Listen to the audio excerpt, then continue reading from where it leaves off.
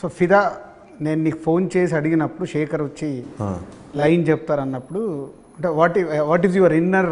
మీ phone రాగానే first చరణ్కి phone చేశాను. చరణ్ ఏంటి ఇట్లా వినమన్నారు రాజుగారు అంటే విను బాగుంటుంది అని చెప్పారు. సో నేను కొంచెం చాలా పాజిటివ్గానే ఉన్నా మీరు రాకముందే. సో ఆయన సినిమాలు నాకు బాగా ఇష్టం, చాలా ఇష్టం నాకు ఆయన సినిమాలో. So definitely was very happy.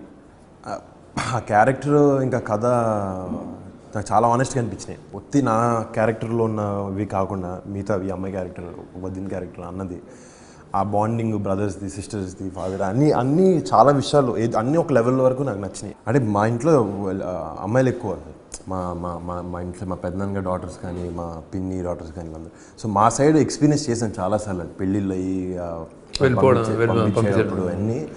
So నేనేదో పెళ్ళిలో అటు పక్కన ఆడుకుంటుండేవాడిని, వాళ్ళు ఏడుస్తూ నాకు తెలియకుండా చివరికి వెళ్ళి. బట్ ఎక్కడో మా పేరెంట్స్ పడే స్ట్రగుల్, మా ఫాదర్ నేను చూస్తుంటాను. పల్లవికి వాళ్ళ ఫాదర్కి ఒక సీన్ జరుగుద్ది, నేను నీ కొడుకు లెక్క నేను మీ ఇంట్లోంచి వెళ్ళనంటే.